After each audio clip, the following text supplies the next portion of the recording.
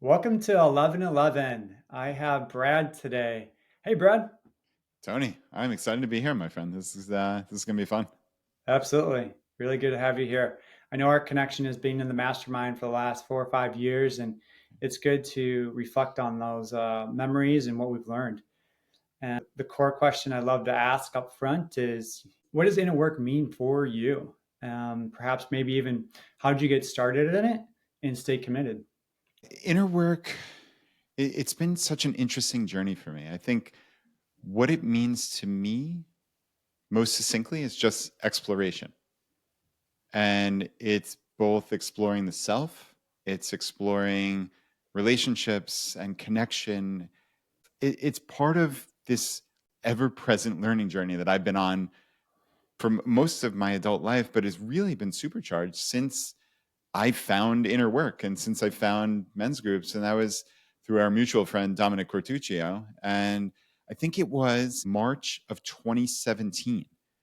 Dom had his first event in the Berkshires. And it was really, I can look back on the last 7 years of my life and say that was the lead domino for virtually every good thing that has happened, which is a pretty big statement when you think about it, Tony, right? Like it's kind of wild, but I think I was maybe one of the slower adopters of a lot of what we were doing. And I don't mean that to put myself down unnecessarily, but I think it took me a while. I think that was part of my work also was feeling comfortable sharing things.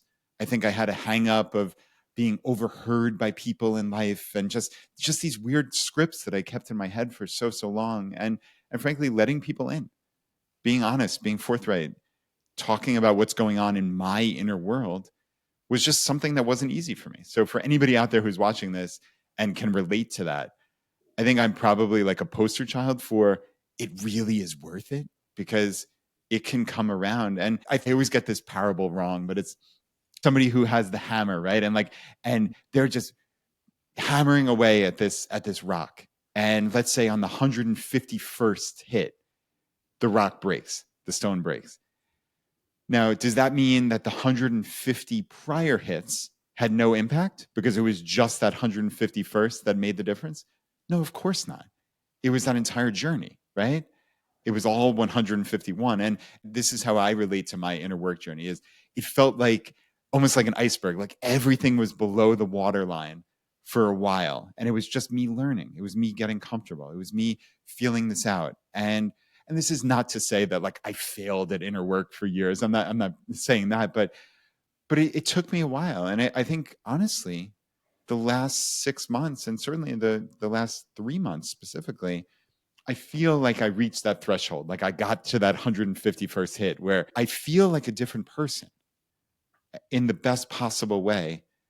And I can really trace back that entire journey to that event in the Berkshires. And then all we did in our group, the Great Man Mastermind, and just all this learning, just down to little things, right? Like we take it as cliche now, but the 5 love languages, or now the recent one is attachment style, and things like this. Like I'm just trying to learn far and wide about myself, how I show up in the world, how other people show up in the world. And to be perfectly clear, if it wasn't for this journey, I don't think I would have had the intellectual curiosity to get there. And I mean, again, I'm kind of living proof that you really, this can change your life. Mhm. It's a great story to showcase that a lot of people will jump in, maybe put one foot into the inner work, go to therapy, go to a psychologist, maybe join a small group, and then they stop because they got one thing, small thing out of it. And like your story really says, it's a lot of chipping away, a lot of like a roller coaster. You get these little wins, but then you're going back down, unsure where you're going with this, and then you get that big win. Is there anything around peeling that layer back that you saw that really helped to unfold the way it did for you? Yeah, that is a great question. I think so. As you were talking there, you're saying like people might get that one little win and say, okay, I'm going to stop now. Or maybe in my case, it's the opposite where, oh, I'm not really seeing any benefit from this. Mm, That's what a lot of people might think. Sure. And I've been doing this for a year. I'm showing up to these meetings every week or every month. I'm like, nothing's really changing. Like, am I really getting benefit from this? And I think that's one of the hardest parts about any journey that we're on towards self-improvement, down to even fitness. Or I think about some of like the supplements that people take, and it's like, do you really know if that's working? Like, how do you know? And like, it's hard to quantify sometimes. I'm saying this kind of tongue in cheek in a sense, but I think there is a real direct parallel to, sometimes you just have to trust the process, and you have to believe in either experts when it comes to some of these maybe supplement or health things, but with this, it's trust the process, it's trust your guides, it's trust the people who are that you've essentially entrusted with your time and resources in a lot of senses, right? Most of these groups obviously have some type of cost naturally. Mhm. And I think for me, I've learned about myself that it's, I need to release. And that's like the phrase that, or the word that comes to mind. And it's, I've seen that also with my health and fitness journey, where a lot of us come into situations in life with either prior knowledge, depending on how significant or dubious that is, and preconceived notions. And and it's hard to put it aside and just release sometimes and trust the process. I've done that with my personal trainer, where what I'm doing is totally different than any type of fitness work that I've ever done, and kind of runs counter to a lot of what popular science or muscle building is. And like, honestly, I've seen nothing but incredible gains in the last 2 years. And it's because I totally trusted the process. It's like the white belt mentality. I think this can serve people really well, is like, listen, if what you were doing prior was working so well, you wouldn't need more help, right? Like, you wouldn't need to find something new. So why are you holding on to things? So, Tony, obviously I'm talking in generalities, but I think this is really critical for people. It's like, sometimes you just have to trust the process. So that's how, especially of late, I've taken my inner work journey is, hey, this is like an input type thing. I'm just going to learn, and I'm going to go back to things. Like, we read a book by David Data a couple years ago, and frankly, it didn't it didn't work for me at the time. It just didn't resonate.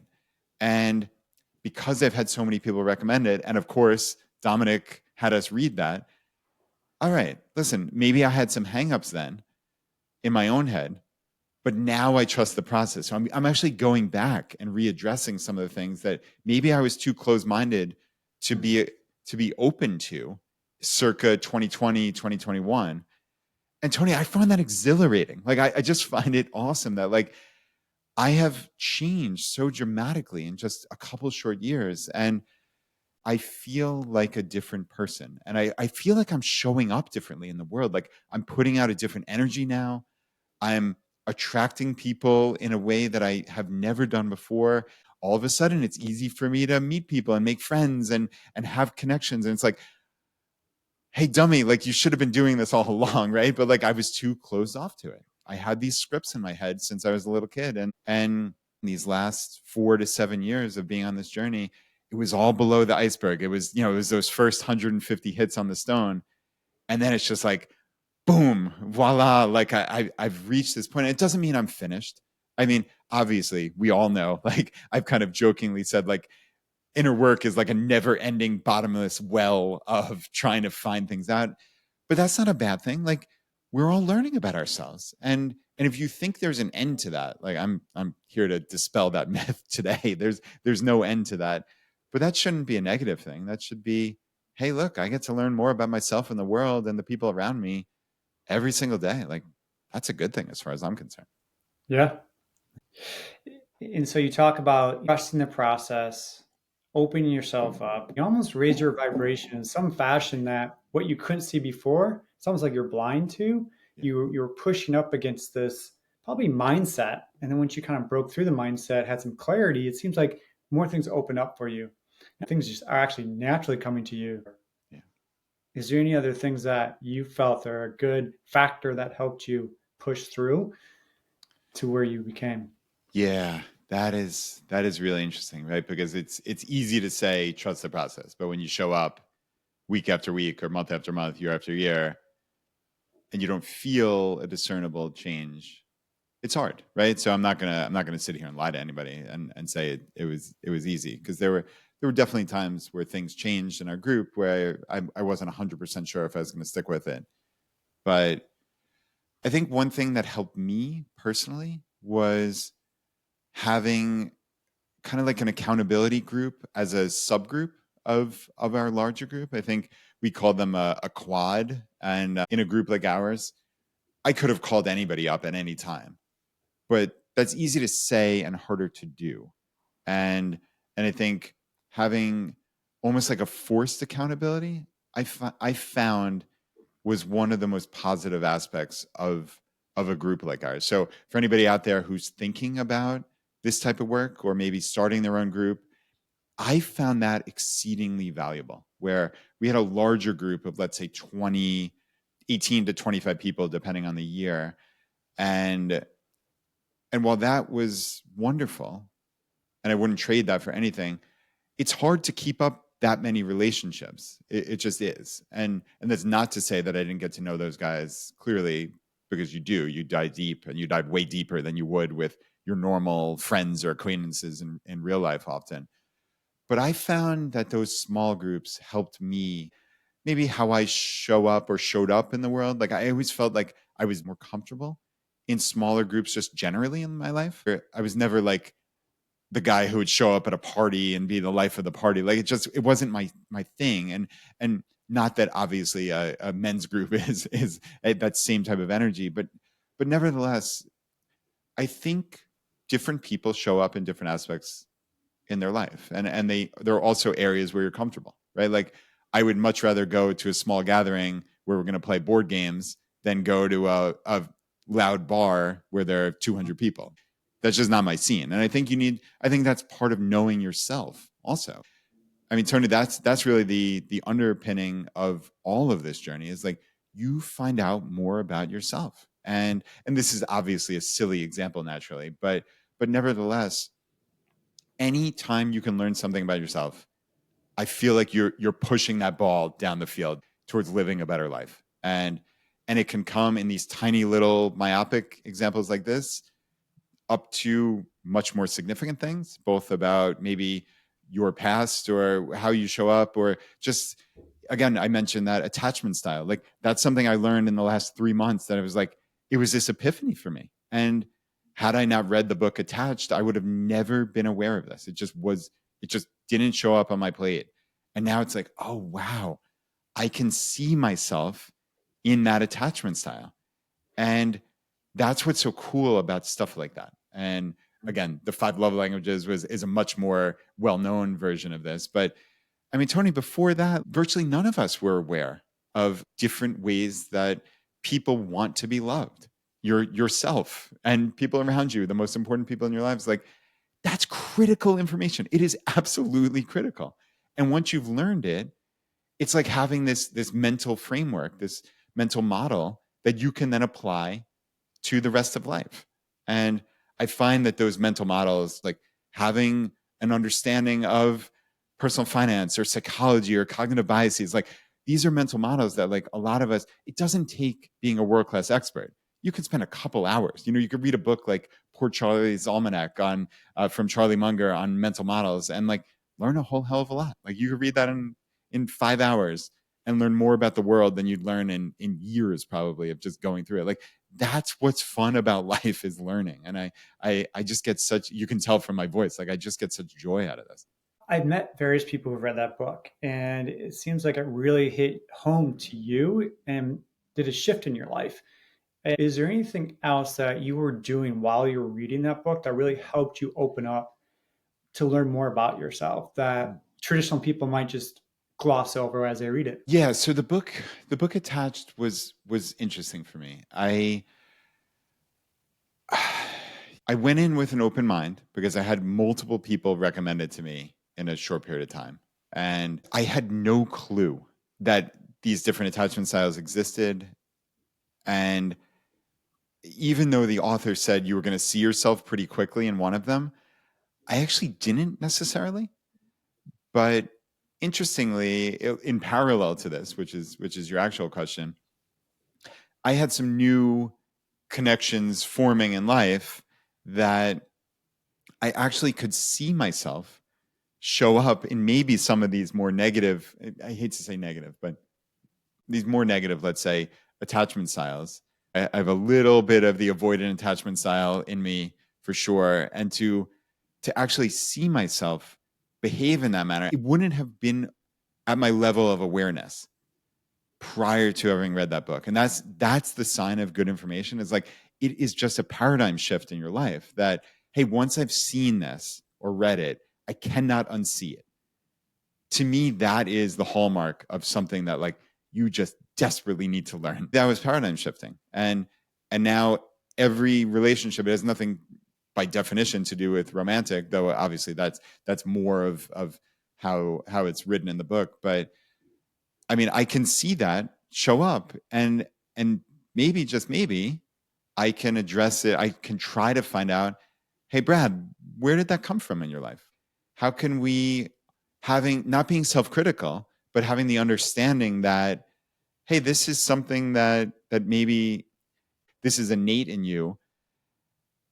Maybe there's some things we can do to help mitigate this, or help show up differently, or help when your natural response is this.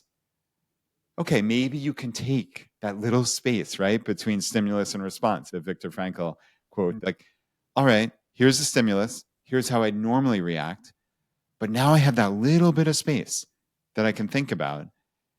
Maybe I don't have to respond that way. And so, yeah, it was really interesting to be going through those two things concurrently at the same time. Is there any other items around that you wanted to share?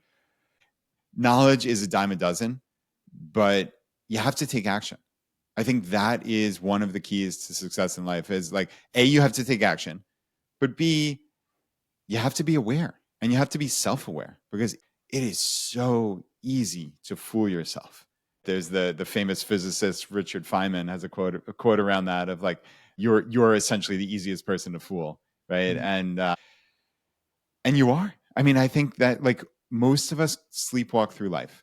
And the way that I would sum up inner work generally is this is a chance to step out of that sleepwalking, to wake up and to take steps to make your life better. And Tony, I think at the end of the day, we all get maybe 80 to 90 years on this planet. And a lot of us are kind of rounding for home, maybe midway through. And I don't think we have to give up. I think we can learn to the day we die. And I find that incredibly empowering. And I think this is a journey that can benefit everybody. Mhm. Yeah, it's amazing to see people around us totally shift their careers to focus more on this inner work, self-purpose type of life coaching. Agreed. Yeah. Yeah, it's been cool. Looking back on your years, what is something that you've learned and applied in your life? I guess I could point back to our first immersion that we had in Austin, where I think it was like the first time that I felt comfortable, like being really honest with people. And I actually broke down crying for the first time in a very, very, very long time. And to be able to do that in front of a group of men and to have that support, I mean, that was really, really meaningful. A comfort level with a group of people that you've known, that you've come to know, love, and trust, I think is just immeasurably useful. And I look back on those years and treasure them. Any other items that are coming to your mind around inner work topics that you would love to share? I've made lifelong friendships and connections that will never stop. And I have people in cities all across America that I can get in touch with and at a moment's notice, and people I can rely on for my life. I mean, Tony, like how many people, how many men in their 30s and 40s have anybody, even one person that they can rely on when life gets hard? I mean, the stats show it's shockingly few. Hmm. And a group like ours, we had 20 odd people. I could call up virtually any single one of those guys at any given time. And if I needed something, they would drop everything. How Yeah. amazing is that? And I think what's important too is that we have learned to ask for help. I think that was the biggest thing is coming to before we entered into this, especially on a male perspective, is you don't ask for help. It's not manly. And to be able to get vulnerable, ask for help, that is such a relief inside you. It's almost like it could be anger, stress, whatever it is. It's just all of a sudden gone when you're able to have these conversations with other men or people that are on this journey with you. Yeah, that's a brilliant point. Totally agreed. Yeah. Well, last thing, Brad, if you were to go back to your 22, 23-year-old self, come out of college, first couple of years of work, trying to adapt to the world, what would you tell yourself now that you know what you know? I got a shockingly large amount of things right in my adult life, in terms, certainly in terms of like personal finance and things like that. I think that is a critical aspect of living a better life. But I think the part that I was blind to for a very long time is just how important connection is. And I think all the good things that have happened to me in the last 10 or 15 years come back to personal connections. And I was totally blind to that for a very long time.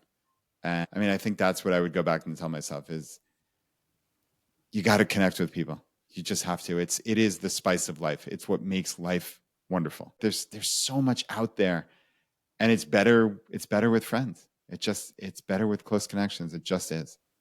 Yeah. Last thing, you have an amazing podcast, Choose FI. Do you want to say anything about that? Yeah, I appreciate it. Yeah, I've had this podcast for almost 8 years now. It's choose, like make a choice, FI for financial independence. And yeah, what's wild, Tony, similar, you never know where life is going to take you kind of thing. I built this thing into, one of the, I guess, biggest podcasts in the world over the last 8 years. It can really make a life-changing difference for people. So no matter where you are in your financial journey, I think it can be really useful. And it's not just about the nuts and bolts of money. That would have got pretty tiring, pretty darn quickly. It's about living a better life with the umbrella, the lead domino being financial security and ultimately financial freedom and independence. Check out episode 500 is a good place to start. It's kind of the intro to financial independence. Thanks for calling that up. Great time to connect, to just share the knowledge of what you've learned through your journey. So thank you for that. Yeah. Thank you, my friend. It's been amazing getting to know you these last couple of years, and thanks for having me on.